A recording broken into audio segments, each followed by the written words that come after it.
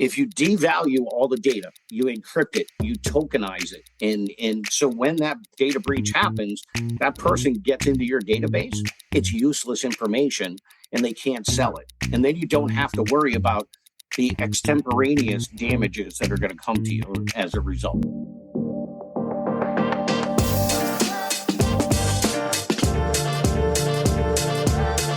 Today on Customer Land, Sean Gately, VP of Security Solutions at Bluefin, and I are going to be talking about data breaches and the effect that has on customer trust. Before we get into any of that, Sean, thanks for joining me. I really appreciate it. Thank you so much for having me, Mike. Of course. I know we've been wrangling schedules for a while here, so glad that this finally, schedules overlapped in a way that we could make this work. I've been looking forward to it.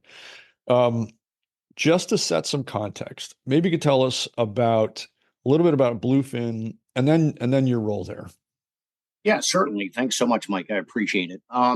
So Bluefin is a global provider of payment and data security solutions. And basically our focus has always been protecting sensitive data, not only payment card data, but also personally identifiable information, or referred to as PII, protected health information, PHI. And we specialize in tokenizing and encrypting that data and masking it upon acceptance, so that we basically sanitize a merchant's ecosystem in case of the inevitable data breach. We have been around for more than 2 decades. We serve over 35,000 companies around the world in verticals like healthcare, retail, grocery, petroleum, higher education, as well as government. Is that all? Just 35,000? Yeah, that's a huge client base. So the payments ecosystem is this giant sprawling chain or web. You choose your analogy, and a million different components and activities happen between, first part of transaction to settlement, as well as all the tracking that happens in between there, and the securitization, if that's even the right word, of each one of those main components. So for the layperson, explain to us where Bluefin sits in that chain. Yeah. So I think we're going to take a step back from that conversation, because payments was one thing, and it was, hey, here's my credit card. I want to buy your product, and you're going to send it to me, whether you're in person or via e-commerce or web type transactions. So it has evolved so much further than that. Whereas not only is it now I'm buying a product, but like all of us, we sign up to the loyalty program. Sure. So we're giving people our name, our address, maybe our date of birth, in some cases, additional PII information. So that information's out there in the ether and out on the web. And that information has value to the people who are, quite frankly, bad players in the ecosystem.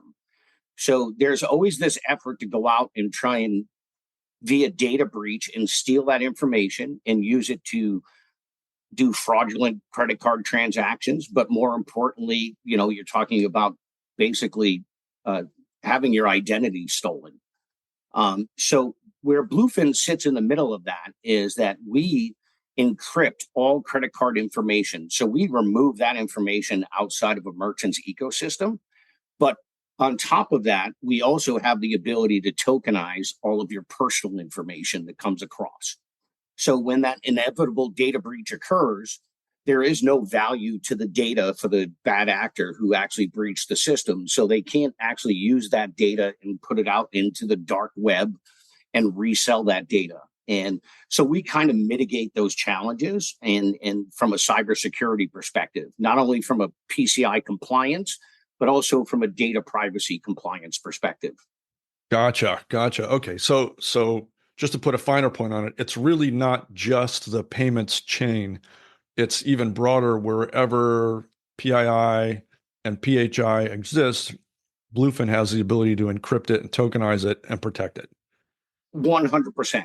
And I myself personally, and I share this story, Even though I've been in the cybersecurity and encryption business for over a decade, I've actually had my identity stolen 3 separate times. And, it's a pain, for lack of a better description, when that does occur. And it wasn't just only my credit card information, but actually my identity. Wow. So our solutions that we provide here at Bluefin really address not only that payment aspect of it, but like I mentioned, also that PII aspect.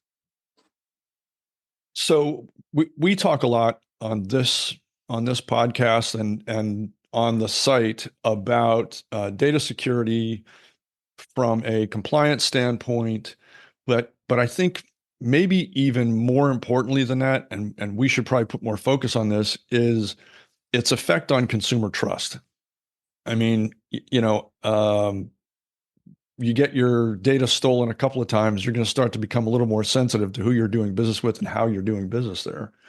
But you see that firsthand. I myself, knocking on wood as I say this, have not had my identity stolen because nobody really wants it. That's okay. It's a different story. But you see this stuff all day long. You see, probably have a view to the frequency and severity of these kinds of things.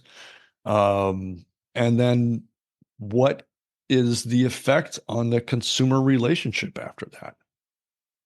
Well, I think that's a great question, because I would say anyone who's within your listening audience, and yourself possibly, within the last 3 or 4 months received one of those letters that said, by the way, your credit card information has been compromised, and we're going to Hmm. provide you with 2 free years of credit monitoring.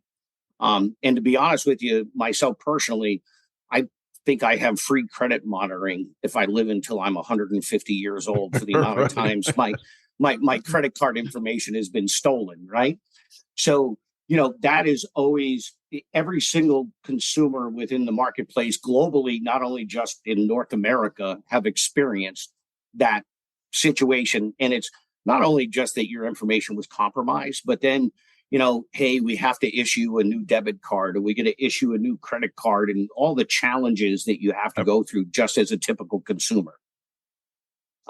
So studies show that almost 60% of US consumers would not trust a company that falls victim to a data breach.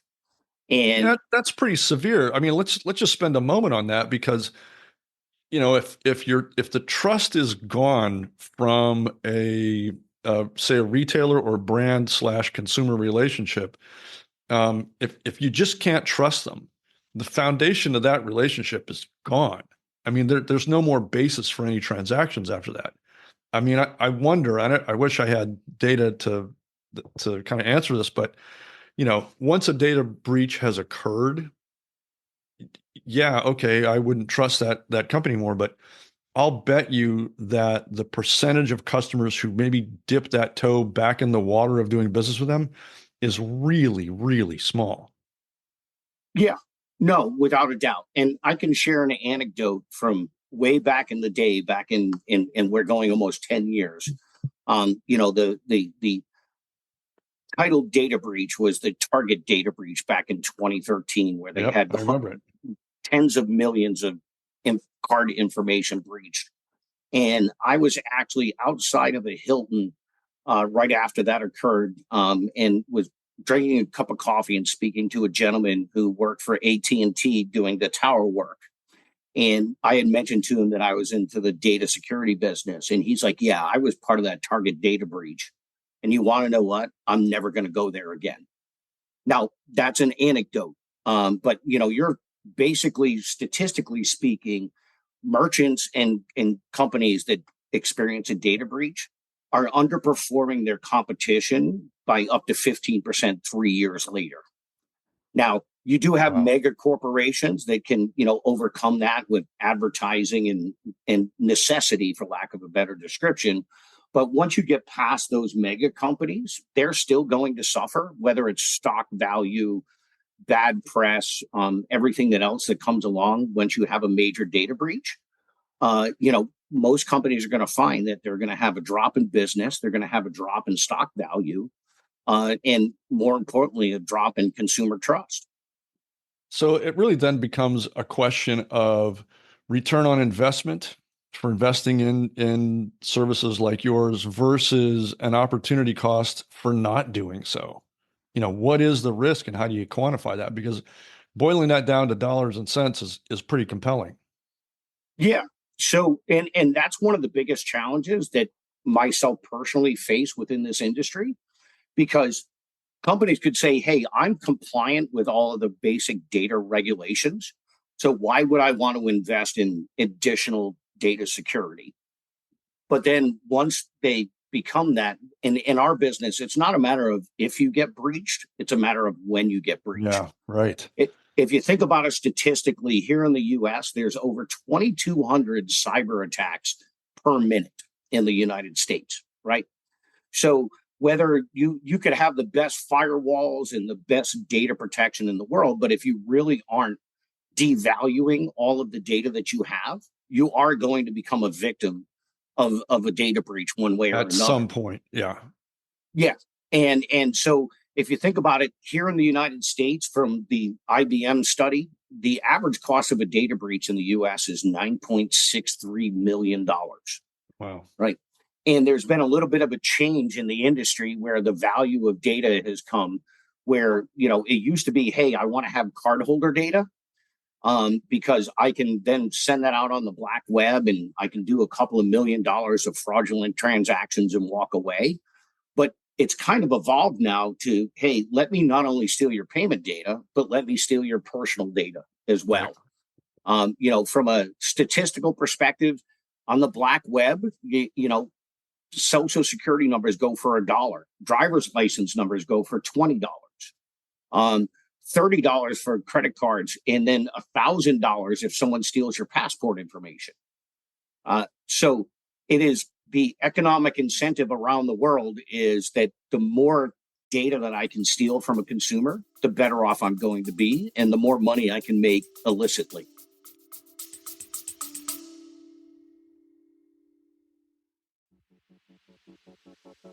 You can optimize for NPS, and that's good. You can optimize for CSAT, also good. You can optimize for loyalty, and that's good too.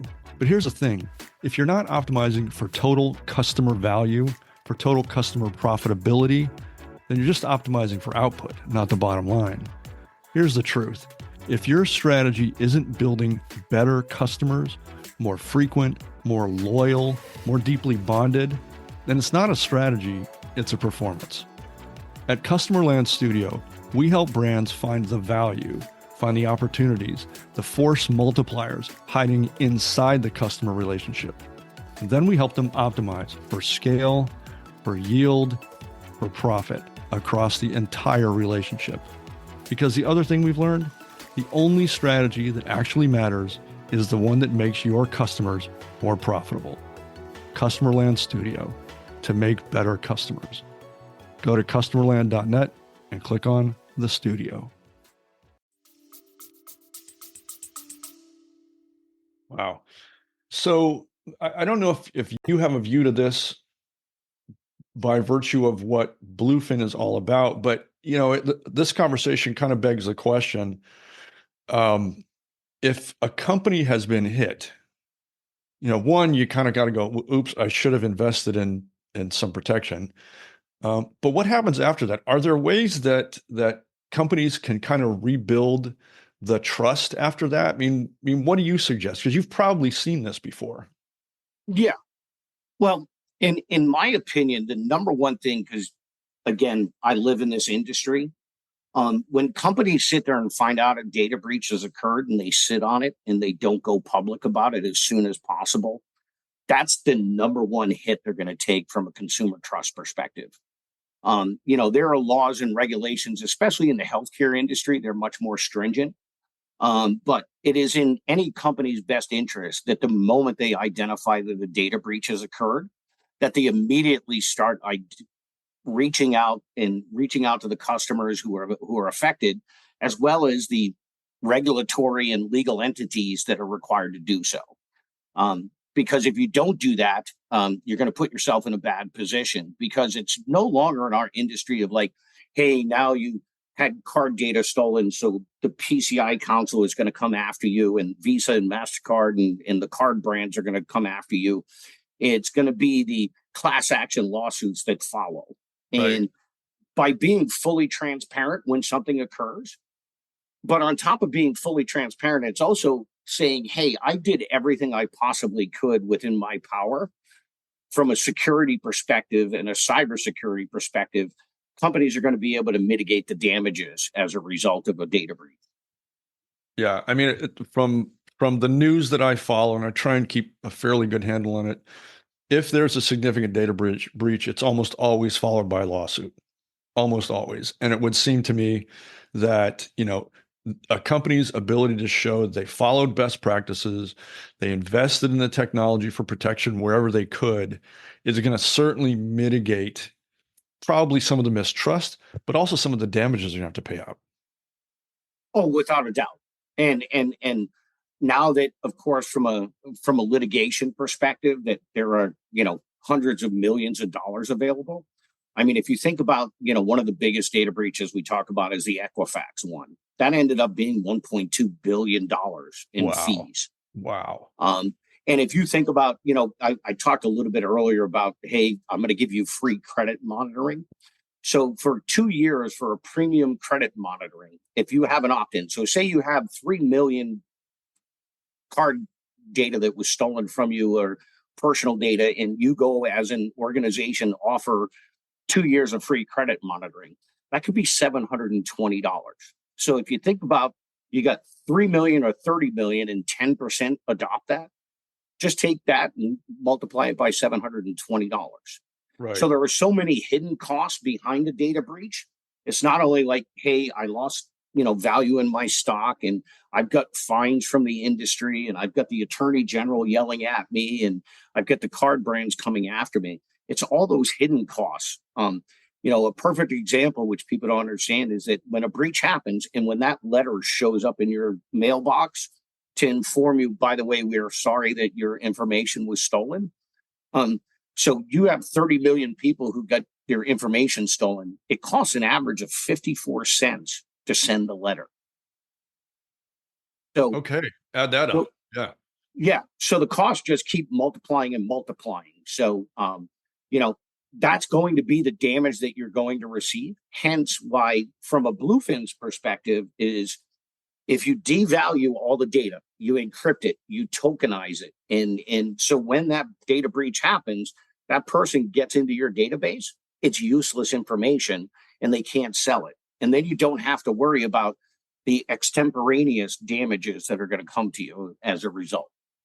So let me ask you this. Again, by virtue of the fact that you deal with, I think you said 35,000 different, clients out there in a bunch of different industries.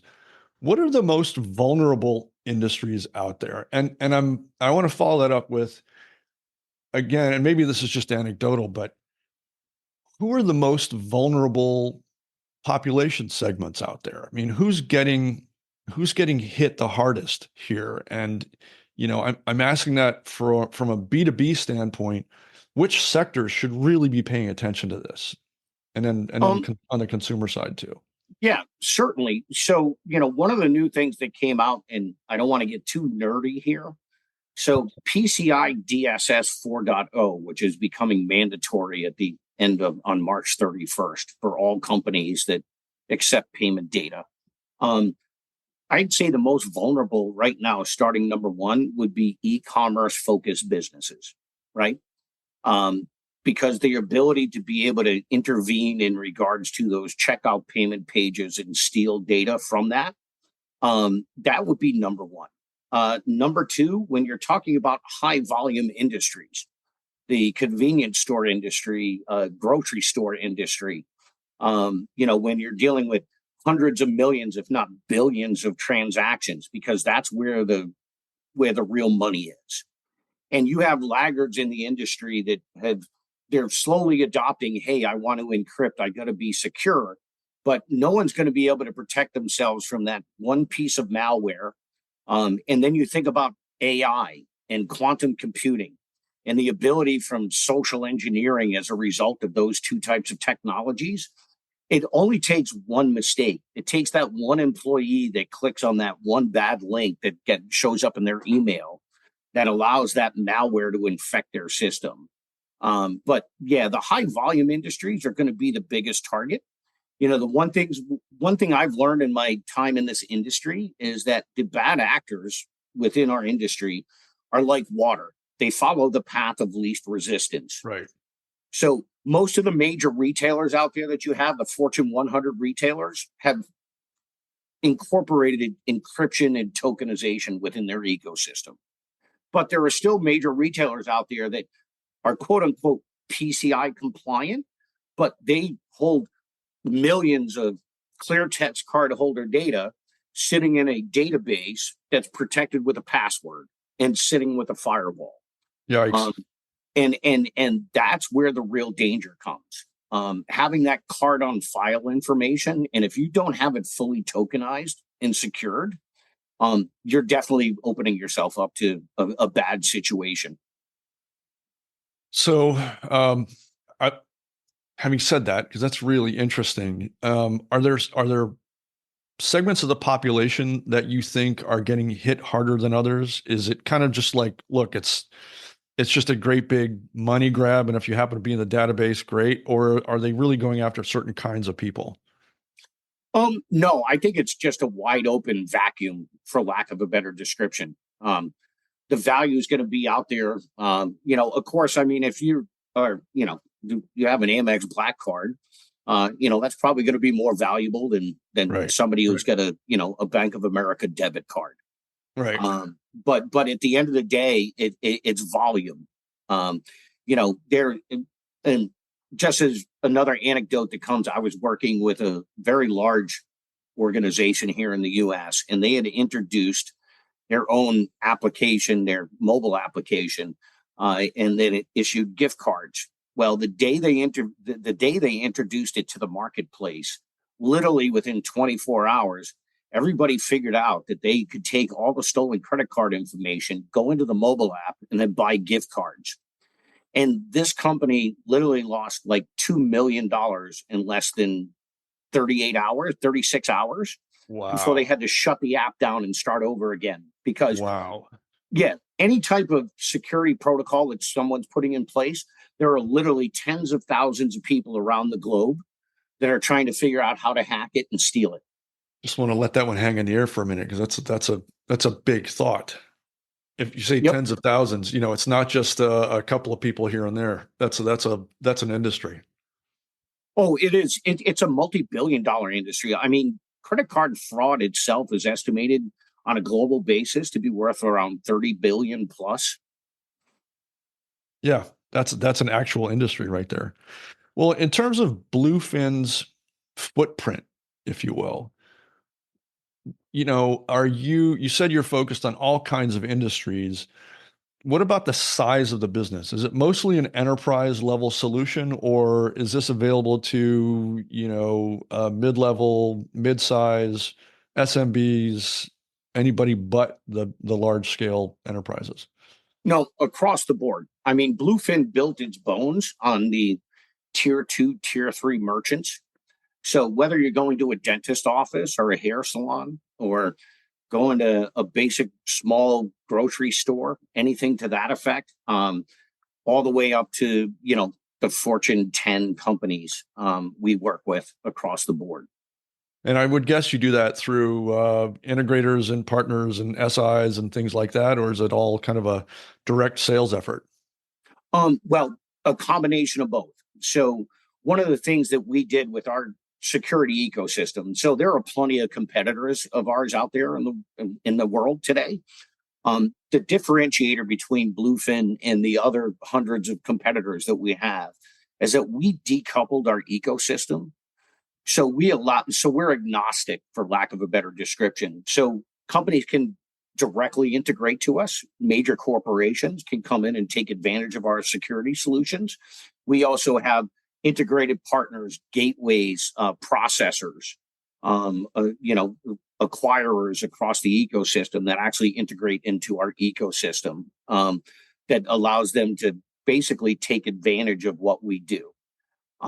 I think the biggest differentiator from Bluefin and our competitors, most of our competitors in this business, they're P2PE and cybersecurity business constitutes less than 1% of what they do. Here at Bluefin, it constitutes 95% of what we do. So we are a very solely focused organization in regards to, we're not a payments company that happens to be in data security. We're a data security company that happens to be involved in payments. Gotcha. Gotcha. Well, a lot to consider.